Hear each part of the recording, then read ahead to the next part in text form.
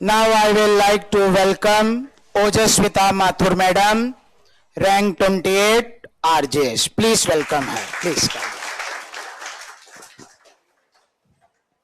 She is selected in first attempt.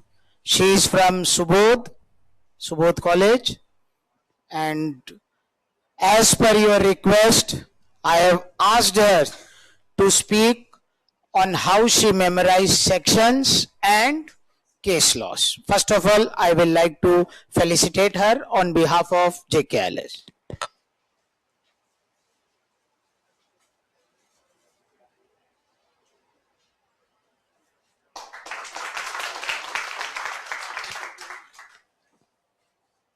थोड़ा सा अपनी जुडिशियल जर्नी के बारे में बताइएगा मैम, उसके बाद फिर टॉपिक शुरू करेंगे कि आपने कब तैयारी की, कब से स्टार्टिंग की, फिर जेकेएलएस में आपका अनुभव कैसा था, वो सारा बताइए।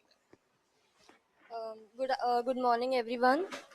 मैंने 2023 फेब में ये बैच ज्वाइन किया था, फाउंडेशन बैच जेकेएलएस का, और अभी आई थिंक जुलाई में ये बैच कंप्लीट हुआ था।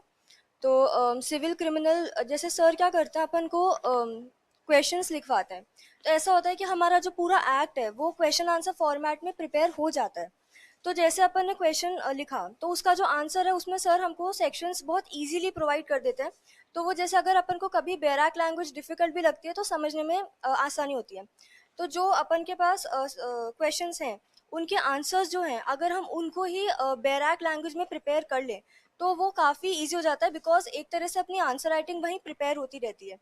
तो जितना हो सके मतलब मैंने इस पीरियड में, क्योंकि मेरे पास ज़्यादा टाइम नहीं था, मेरा कॉलेज भी चल रहा था, तो मैंने ऐसा कोई टेक्स्ट बुक रेफर नहीं की। सर के जो नोट्स थे वो और बैराक, यही मैंने अपना बेस बना के चला था। अब मैं आपका समय ज्यादा नहीं लूंगा। एज पर योर डिमांड, आपने एक क्वेश्चन पूछा था कि how Ojaswita madam learned case laws and sections, how she memorized and remembered it till the examination.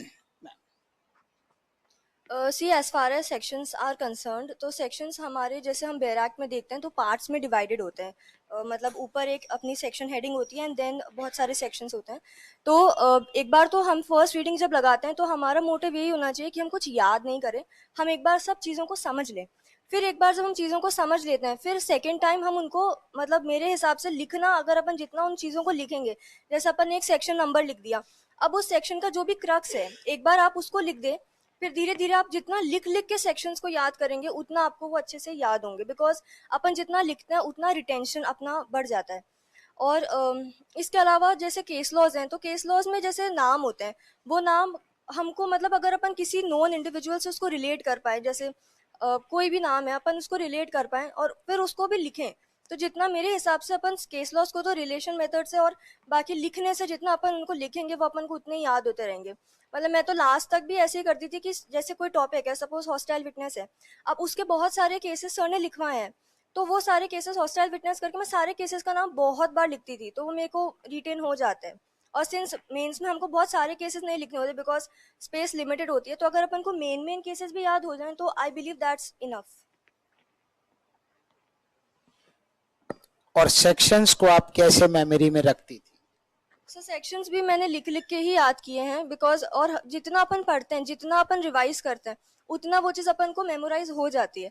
हमको ऐसा भी लगता है कि हमें याद नहीं हो रहा या नहीं रिटेन हो रहा, बट ऐसा होता नहीं है, वो हमको रिटेन हो जाता है। एंड में जब हम लिखने बैठते हैं तो वो रिटेन हो जाता है। इसके अलावा जैसे सर रोज टेस्ट पेपर्स देते हैं तो उनको आप बहुत सीरियसली सॉल्व कीजिए। मतलब मेरे पेरेंट्स मुझे ये भी कहते थे कि तू ऐसे क्यों पढ़ रही है, जैसे तेरा आरजेएस हो रहा है, बिकॉज मैं बहुत सीरियसली उन पेपर्स को लेती थी, ऐसे ही पढ़ती थी जैसे now this is the final exam और ये मुझे पढ़ना है, पूरा करना है। तो जितना अपन उस मंशा से जब हम पढ़ने बैठते हैं तो अपने आप हमको चीज़ें याद हो जाती हैं। ये बिल्कुल सोचने की ज़रूरत नहीं, याद नहीं हो रहा है, याद हो जाता है।